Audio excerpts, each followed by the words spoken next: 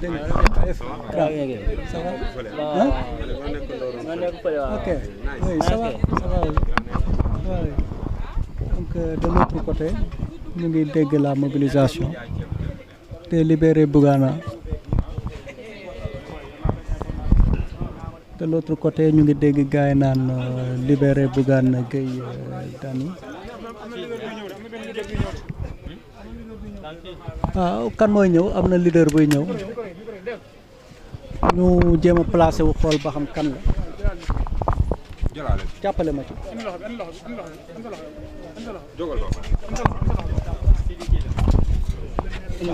kii moo aay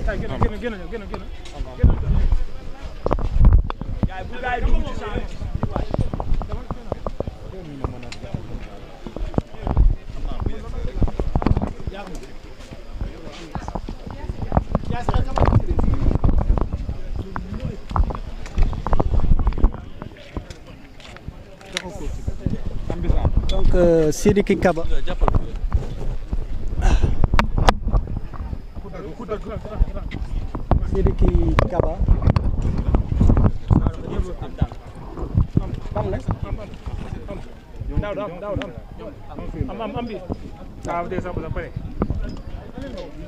Sidiki Kaba mooy yegg si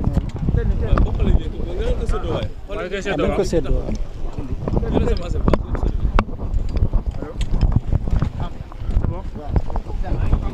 nan ko génn da ngeen koy xëcc mu sori la mu sori. papa xale bi fi mu jaar baaxul quoi day gàtt.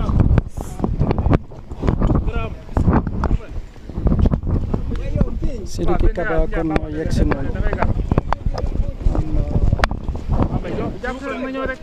Ici, par là. Par là, c'est bon ici, c'est bon. Mën na ñëw ni mën na jege si ni. Non na jege si ni fili daa gàtt quoi.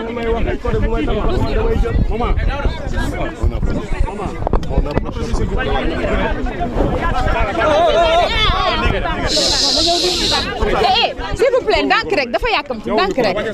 Voilà. Voilà, voilà, c'est bon. C'est bon. Alors, yaa ngi wax léegi démb seeti nga ko. Donc on a été hier j'ai été voir Bougane Gueye Dany qui est à la MAC de Tambacounda. J'ai discuté avec lui. En échangeant avec lui, j'ai trouvé que c'est un homme qui est décidé et qui est prêt à venir défendre sa liberté devant le tribunal. Nous lui avons assuré de notre soutien et nous estimons que il doit recouvrer sa liberté. Il doit pouvoir participer en tant qu'opposant à la compétition électorale qu'il y a.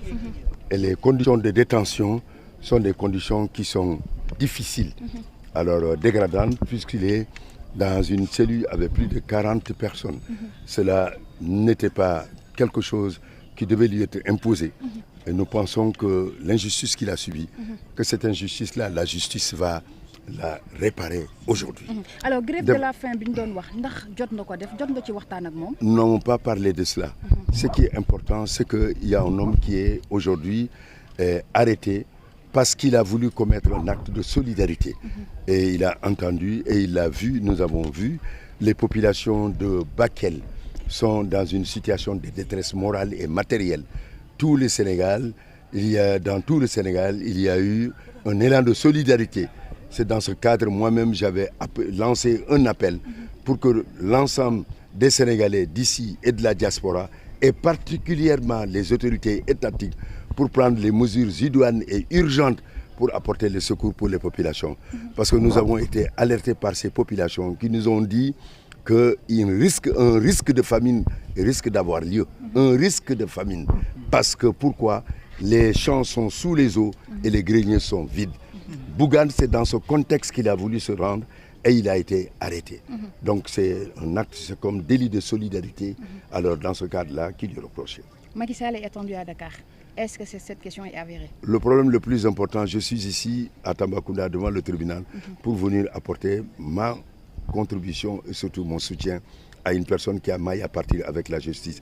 Cela met mal la démocratie sénégalaise qui n'a pas besoin, dans des contextes que nous faisons pendant de longues années, des élections. Nous devons laisser chaque citoyen pouvoir s'exprimer et laisser le peuple trancher, dont le verdict va s'imposer à chacun de nous. Et il faudrait, là je le dis aussi, lancer un appel, c'est de la responsabilité de l'État d'assurer la sécurité de tous les candidats qui doivent pouvoir se déplacer sur l'ensemble du territoire national sans être inquiétés, agressés ou tout simplement menacés par des forces. Je m'adresse aussi à l'opposition, que chacun prenne conscience que nous pouvons défendre nos idées sans pour autant nous livrer à des invectives, à des violences verbales, à des injures, à des actes d'agression. Cela n'honore pas notre démocratie. Le Sénégal est pendant longtemps considéré comme un modèle démocratique. Défendons ce modèle en laissant la parole au peuple, parce que nous avons un peuple majeur qui saura prendre la décision qu'il faut au moment où il le faut, le 17 novembre, en toute souveraineté, il le fera. Et chacun doit se soumettre au verdict des urnes. Merci beaucoup. Merci beaucoup.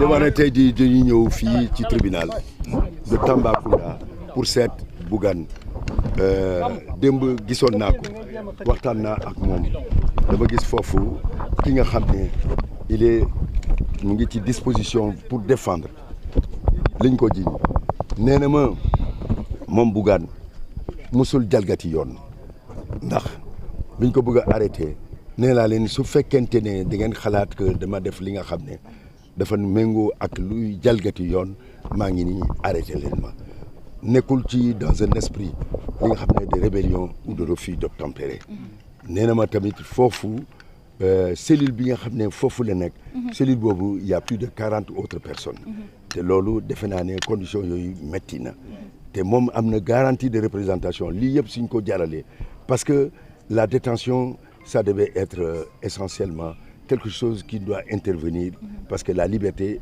dans notre système c'est ce qui doit prévaloir fu mu tel nii on sait qu'il a une bonne garantie de représentation mënoon nañ ko convoquer mu ñëw librement et pouvoir participer à ce procès li ñu ko téye tey xalaat nañu ko mën nañu suñu basé ci moom lu mu wax ak lu ñu bindi mën nañ am espoir que dinañ ko bàyyi tey et cela est tout à fait normal beneen côté bi tamit maa ngi lancé benn appel ci Sénégal lañ nekk yàgg nañu voté ci Sénégal dans les années 1800 déjà ñu ngi doon voté lii jongante la peuple bi moo ko war a jël décision askan bi moo war a jël décision et askan bi rek le 17 novembre moom moo war a jël décision mais am na responsabilité bi nga xam ne état bi moo ko am te état bi dafa assurer sécurité tous les candidats fu ñu mënta dem fu ñu bëgg a dem ñu mën a ko def ñu am kaaraange bi nga xam ne c'est nécessaire pour un candidat ñu bañ a leen agressé ñu bañ a leen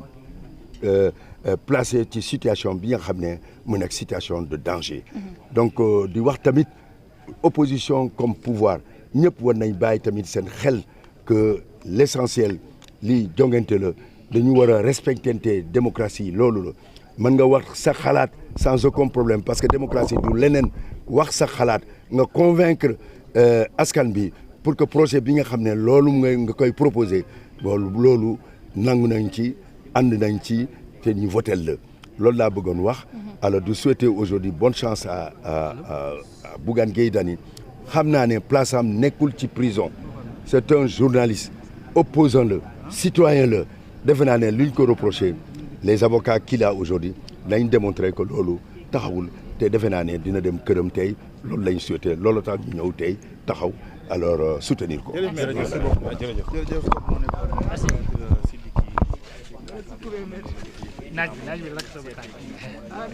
Aïcha am leen waaw wal fa mu côté be ku moom lay amu tool yëpp rek am bii nii na jaar rek ci Sénégal set maa moom na jaar rek micro yëpp ngay jaarale foofu fii yaa ngi wala bu amul bana voilà teel yëpp na wër